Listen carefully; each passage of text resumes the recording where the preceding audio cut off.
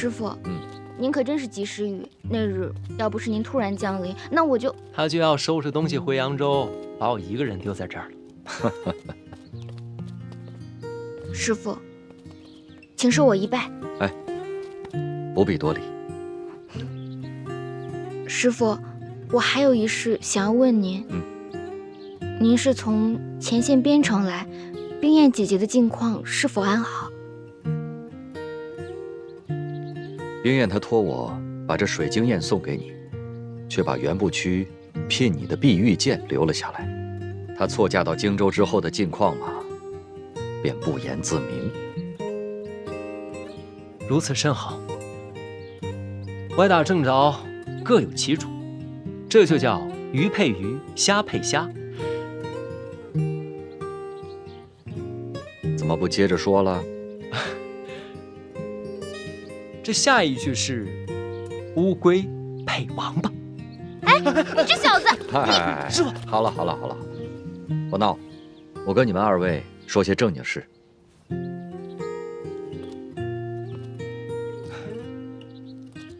好在是京城连战皆捷，再打好这最后一仗，便可以得胜回朝。只是现在前线药材奇缺，我这次赶回来就是来采购药材的。过几日我就要赶回京城去。前线的条件十分艰苦，不但这药材紧缺，而且居住的环境也十分恶劣。冰燕，一个扬州闺秀，女扮男装挨到今日，不但可以救死扶伤，而且还可以献计立功，实在是令人钦佩啊！真想见见他。师傅，您只需好好休息即可，这药材之事交给我办就好了。购药之事尤为重要，一定要小心行事啊！既是军情大事，定要小心谨慎。师傅，不如您把这清单给我，我这儿倒是有一家妥帖的药铺，老板人也好，药材也齐全，咱们可以去他家采买。好，我这就把清单给你。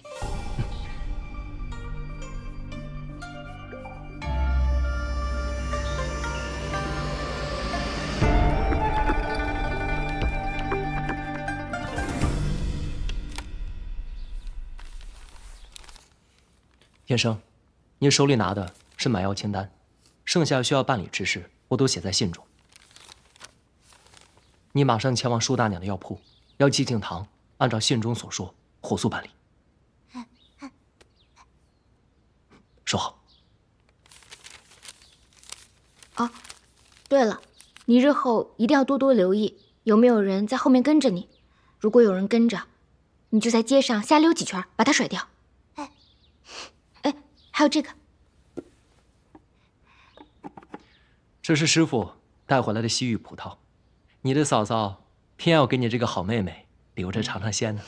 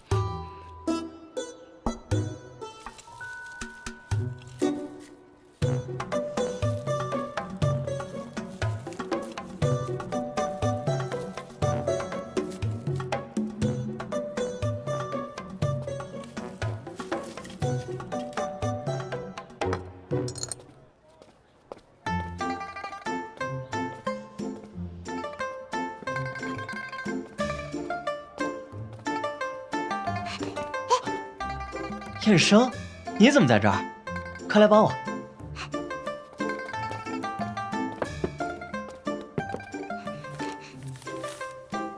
给我的。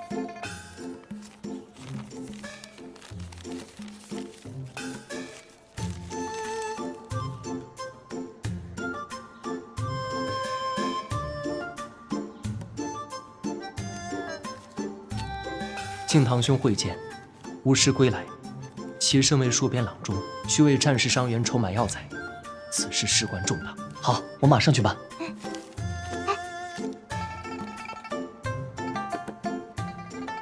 也是给我的。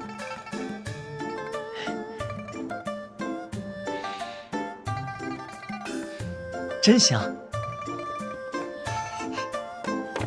开始吧。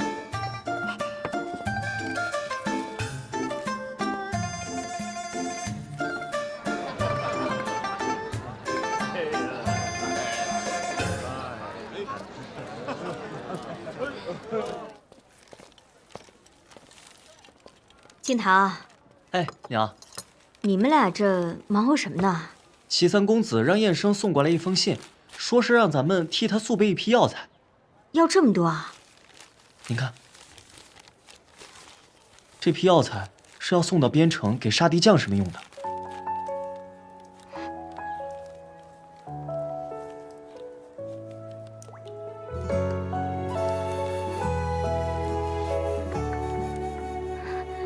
敬堂，哎，这药材是谁写的？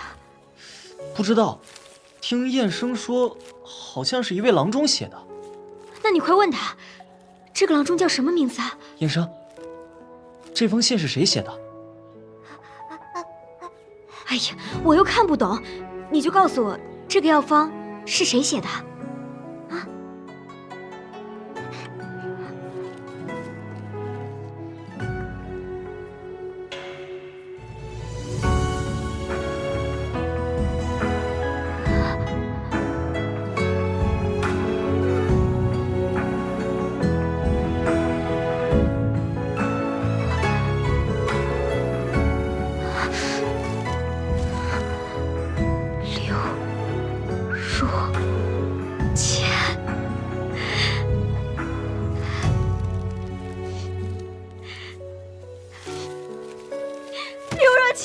你这个混蛋！娘，你怎么了？娘，你说话呀，娘！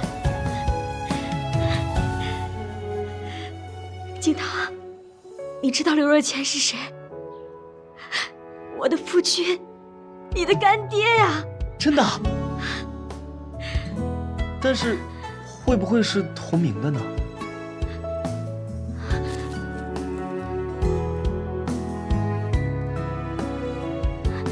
没错，就是他。燕生，你快带我找他去。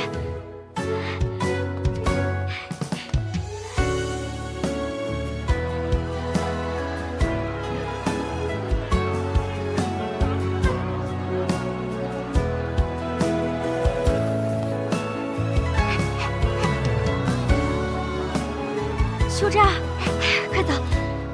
哎，客官里边请，里边请，里边请。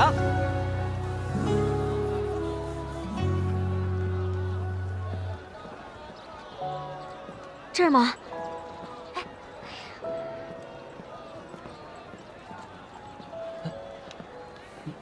舒大娘。哦，我师父他上街办事去了。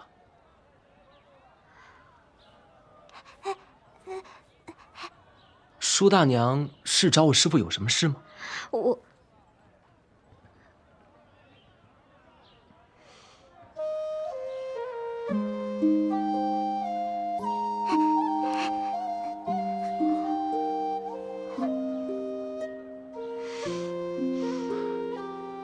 舒大娘，您是师父的？我是你师父的发妻。啊？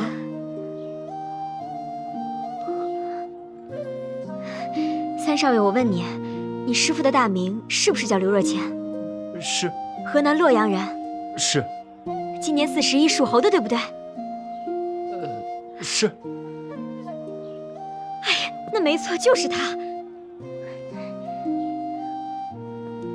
我们俩打小就认识，我父亲是开药店的，收了个孤儿徒弟，就是你师父。我们俩从小一直玩到大。哎，我知道这个叫青梅配竹马。我也不怕你们三位笑话，这也算是天生有缘。我8岁就看上他， 18岁就同他圆房，都到了这个年纪了，我还得踏破铁鞋东跑西颠，满世界去找他。哎，你们说，他算不算是个冤家？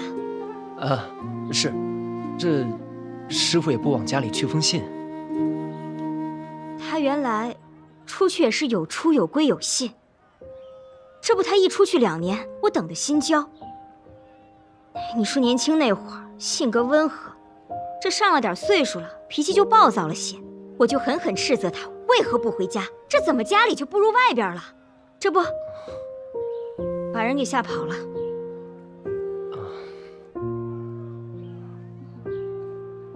这有的时候啊，越亲的人说出的话才更伤人。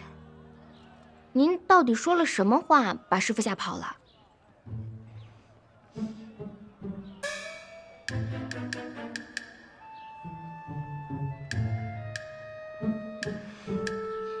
就一句话。什么话？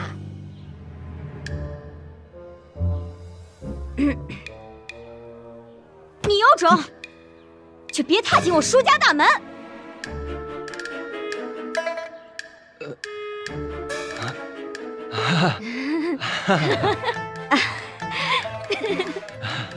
这舒大娘言重嘛，也难怪师傅他不回去。可不是嘛，你说我当时说的时候也是无心的，这不是吵架了，这个床头吵了，床尾就和了嘛。谁想到一句话就把人给伤了。那大娘，您都知道是您错了，那道歉去不就行了吗？是啊是啊，我知道错在我，这不才满世界寻他吗？这不寻了许久，没想到他成你师傅了。哦，那师娘，请受徒儿一拜。快免礼，使不得使不得。哦，对了，师娘，这次师傅从荆州回来置办药材，是为了办救治边城伤员们的大事，所以一切费用由我来承担。还请师娘先回药铺去，和庆堂兄弟一起备好药材。我保证，师傅回来之后，定能与师娘团圆。好好。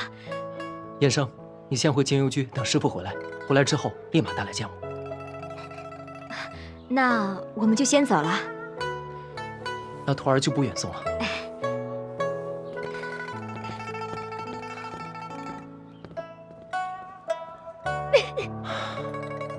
哎，这舒大娘还真是个泼辣直爽的性格呀。李小姐，你日后不会成个李大娘吧？那倒是不会，我呀，只会变成一只大老虎，然后把你吃掉。哦，那我这齐三少爷还真是可怜啊，要被个虎儿叼走了。那你就来吧。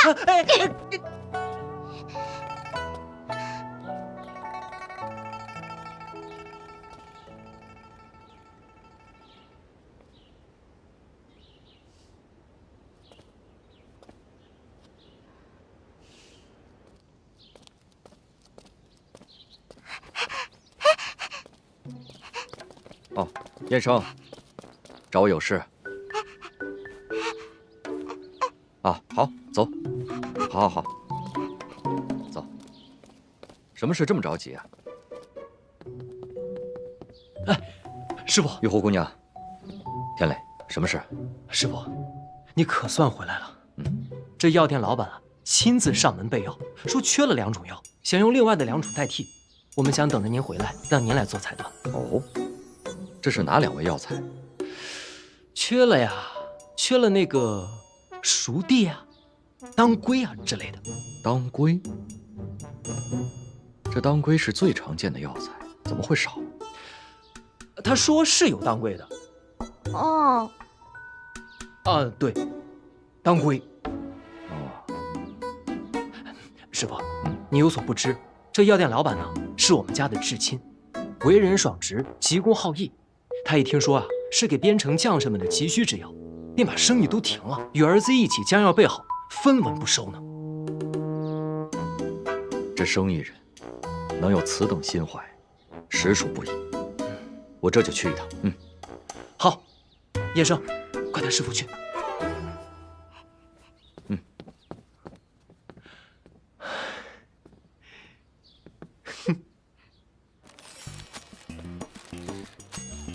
静堂啊，哎，娘，他们怎么还不来啊？哎，娘，你就放心吧，准备了这么多药呢，干爹肯定会来的啊。啊，哎，静堂，我刚才跟你说的话，你可全部都记住了啊。哎呀，娘，您就放心吧，今天啊，我一定让您和干爹团圆。哎，好好好，来了，干娘这次可全靠你了。知道了。哎，燕生，悬壶济世。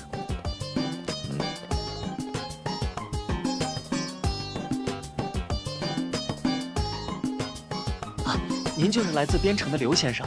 啊，在下刘若谦。我叫季敬堂，是这家店的伙计。哦，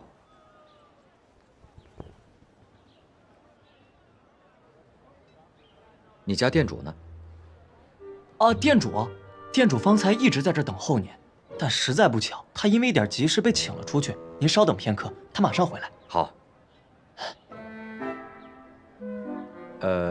你先忙。我先忙。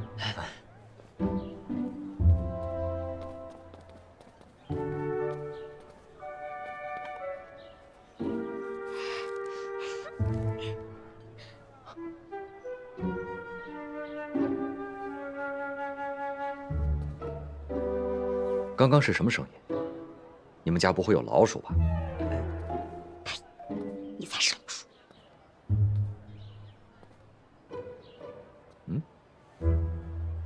对了，先生，听说您是河南洛阳人。是。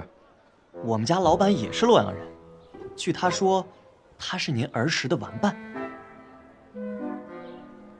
哦，你家老板尊姓大名？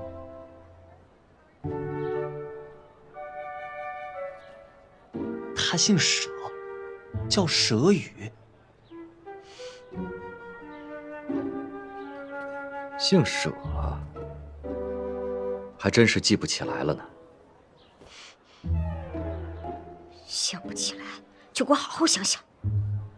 快去忙吧。哎，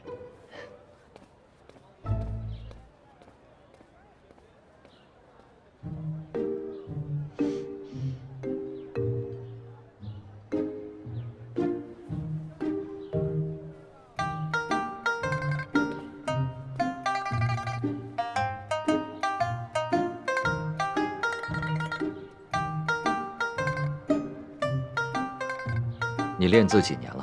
啊，4年了。触笔灵秀，后生可畏。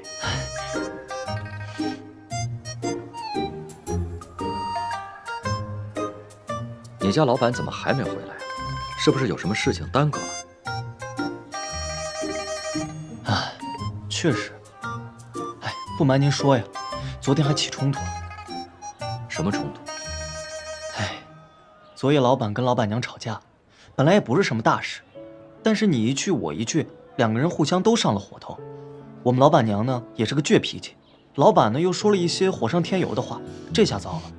于是呢，老板娘就摔门而出，老板呢也就急了，但是他怕耽误您的大事，所以说咬着牙帮你准备了这批货，于是才匆匆的去找老板娘的。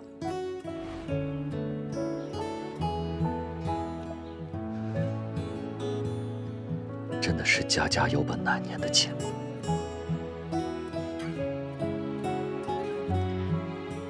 不回来就不回来呗，何必去找呢？你还小，你懂什么？虽然说夫妻之间没有隔夜的仇，但是又说了过头的话。他不去找，另外一个又怎么下台阶呢？没良心的！我给你台阶，你下吗？哦，对了，老板临走之前给了我一件东西，说只要将它交给你，就知道有当归了。当归。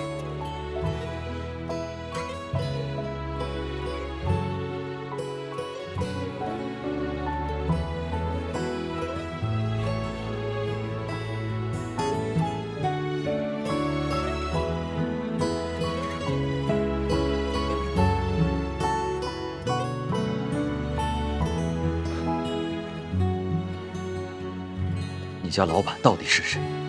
佘宇，佘宇，叔爷。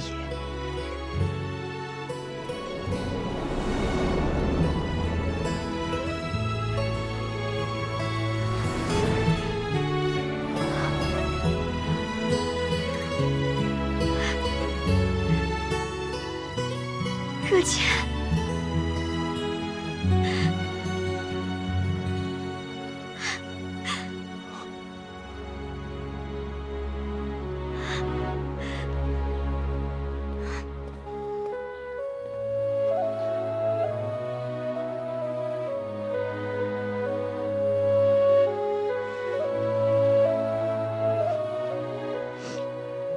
我找的好苦啊！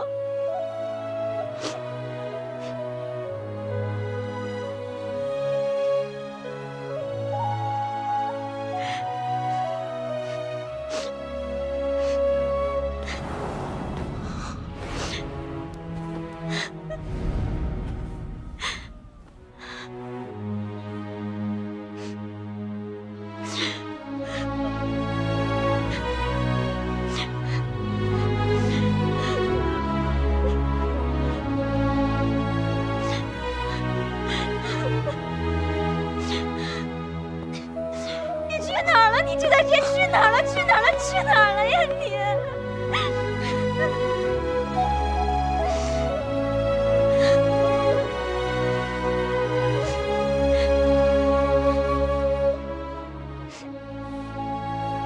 孩儿敬堂，拜见干爹。啊，免礼免礼。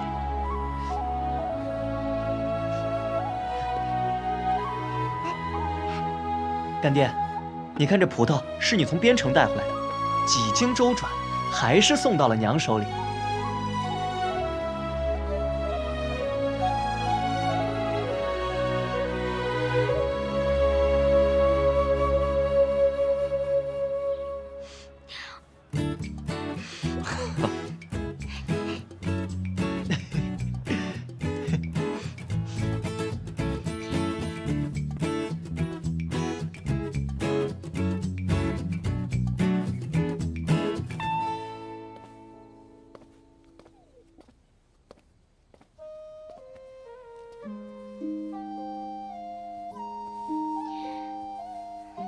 若谦，我决定了，以后啊，你上哪儿我上哪儿，咱俩再也不分开了。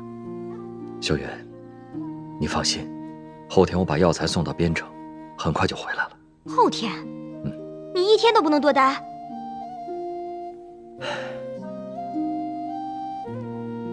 主要是前线呢，还有很多伤员等着我去救治。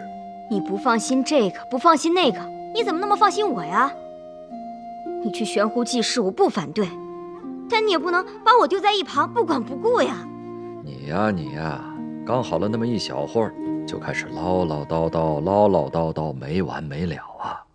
我唠叨，还不是因为挂念你吗？我知道你是在乎我。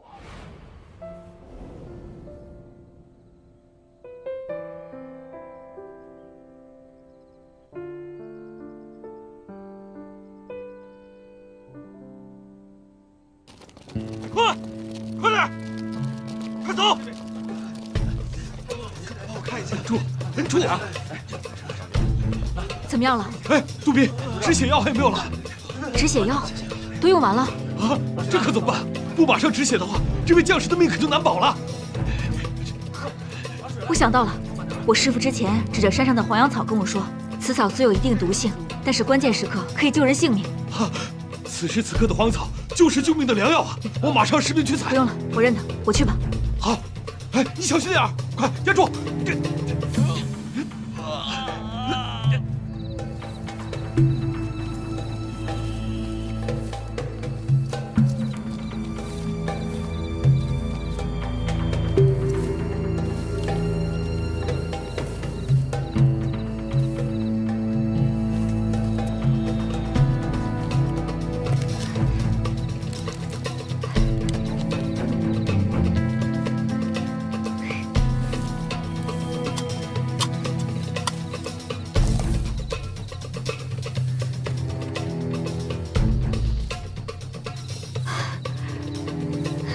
我找到了。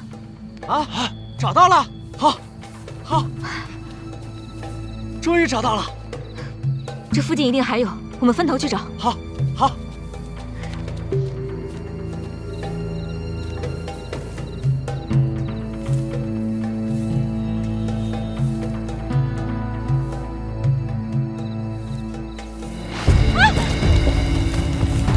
怎么了，杜医生？杜医生，杜医生！兄弟，忍住，有了这个就有救了，就有救了。多亏了杜医师，连夜上山采的呀。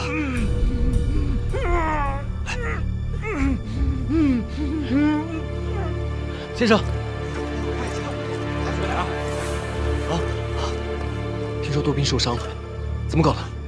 哎呀，为了抢救伤员，他连夜上山采药，给摔伤了，严不严重？哦，幸亏是外伤，皮肉受点苦。不过这孩子是真倔呀，硬是不让人碰，他自己回去包扎了。来了。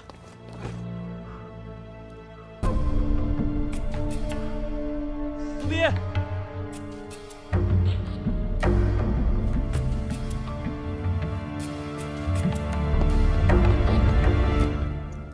杜斌，怎么样了？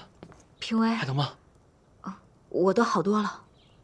你也真是的，半夜私自上山，为什么不跟我说，让我陪你一起啊？来不及了，救人要紧啊！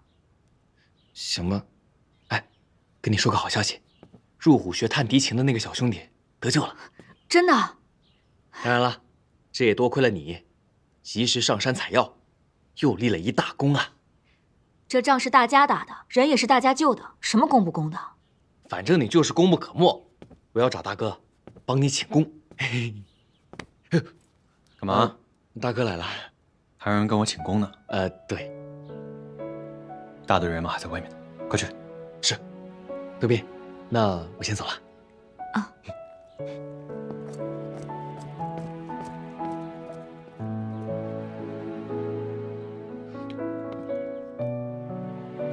来，先坐下。哪受伤了？给我看看。没事。给我看看。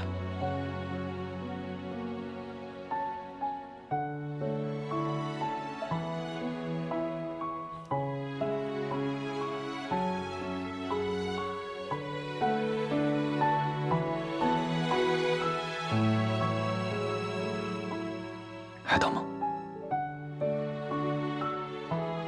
你上山怎么也不跟我说一声？昨晚情况紧急，救人要紧吗？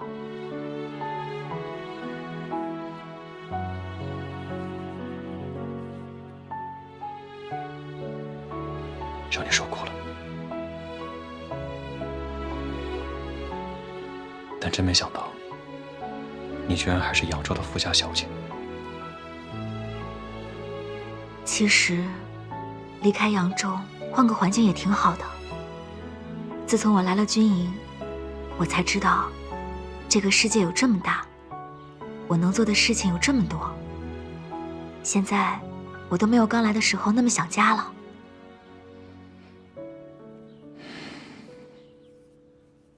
你一个女儿家，漂泊在外，思乡心切，这是人之常情。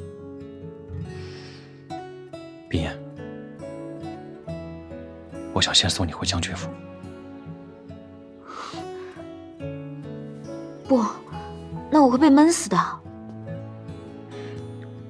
那我先派人把你送回扬州。也不要，这边城胜利在望，我要和你一同凯旋南下。但你一个女儿家在军营里，女扮男装太不方便了。这倒是，我在军营中确实是有诸多不便。这样，明年我把军营里的告示牌给撤了。万万不可！你皇命在身，重任在肩，就不必为我多操心了。